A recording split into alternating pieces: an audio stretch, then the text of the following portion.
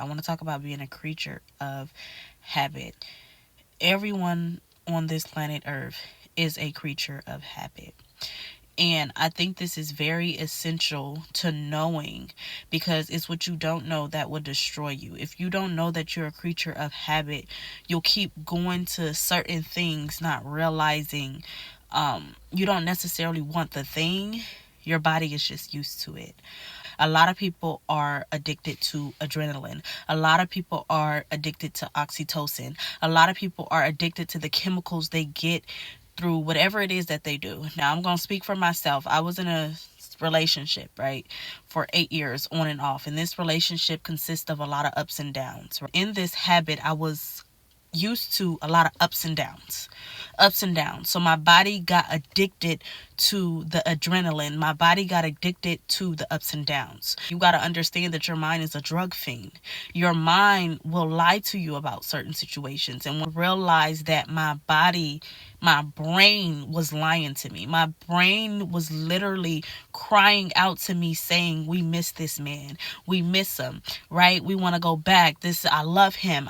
All this other stuff. But I didn't realize that my body didn't really care for the person. My body just wanted the chemical release. It was fiending for it. After year of getting the up and down, it's like, hold on, something's wrong. Even though I know this is not healthy for us, I'm used to getting it. And the fact that I'm not getting it, my body is having withdrawals. So it would have all these emotions. And I remember this one particular time, it was like God literally just spoke to my spirit. What do you miss? And I felt like Adam in the beginning, how he said, where are you? Sometimes God will ask you questions that really sit there and make you think, like, what do you miss? And I had to sit there and think to myself, what do I miss? Right? Because a lot of times we don't miss a thing. Our body misses the chemical release. So like I said, my brain was lying to me. It was telling me all sorts of lies. It was telling me a little bit of truth. Yeah, when things are bad, it's bad. But when it's good, it's good. You feel me? But that doesn't change the fact that when it's bad, right? So my body was literally fiending for this chemical release. And I found out real quick, it doesn't matter. It doesn't necessarily matter about the person. If you can give me the same feeling with a different person, I'll take it. And this is why a lot of times a lot of people find themselves in the same type of relationship with a different face. Because your body is just like a drug fiend. Think about it. If they can't get meth, okay, well, what's the next best thing? Okay, we can't get him, but go find another toxic person. Go find another toxic person that can release this chemical release I need, because I'm fiending right now. I don't care what I got to say. And I thought what God began to show me was the lies, right? And that's when I really started, the revelation came to me that every thought is not your thought. Sometimes we think every thought that pops up is our thought, and it's not.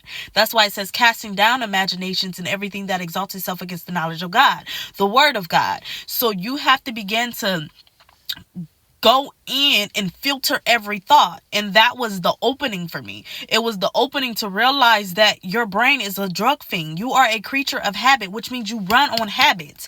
And when you stop that habit, my body was fiending for the chemical release. It didn't necessarily care about him. I didn't necessarily love him, right? Because I didn't even love myself. But at the same token, it was my body like, I don't care what you got going on. A year after year, you didn't give me this chemical release. I need my chemical release. So I'm finna lie. And God made me start thinking about a drug addict. In the physical, this person is going to lie, steal, kill, right? They're going to come into their family's house. They're going to steal the TV. They're going to do all this. What do you think your mind is doing to you? When you think about this, whether you're addicted to dopamine, whether you addicted to oxytocin, whether you addicted to adrenaline, what do you think your mind is going to begin to tell you? This man is good. You know what?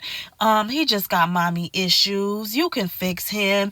It will begin to lie to you. You miss this man. You love this man.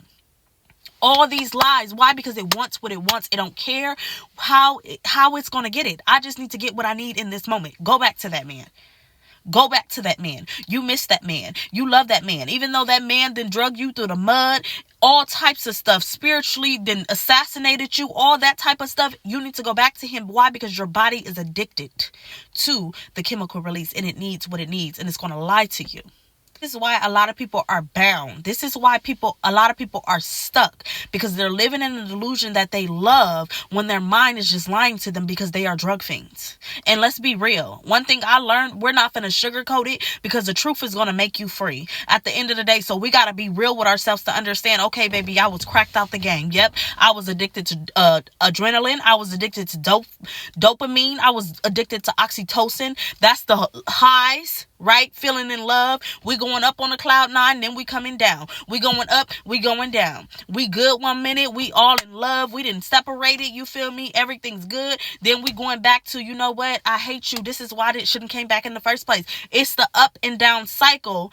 And to overcome it, guess what? I had to go through the withdrawals. I had to go through the aches. I had to go through the pains. I had to hear my body crying out to me, saying, oh, we miss this man. Oh, we need to go back. Oh, this and oh, that. And I had to get over it. A lot of people don't make it to the other side because they always want to give in when they don't realize what it is. When you sit there and you be real with yourself and you love yourself to understand, just like if a person is cracked out on heroin physically, you feel me? Because this stuff is taking the worst enemy is being addicted to something and you don't even know you addicted to it. It's that blind enemy. That's the worst thing. At least a physical person can, you feel me? Even if they can't identify it, somebody else can identify it. What if you can't? You sitting here, you don't know you addicted to it. You don't understand that you in this toxic relationship that is literally killing your destiny and everything connected to you. And you think you in love, but really your body is just cracked out the game, addicted to the highs and lows of this relationship. That's the worst thing.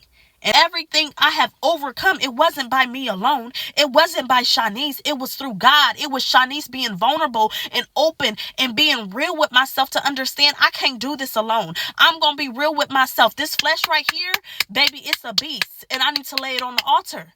And God, if you don't show up, it won't happen.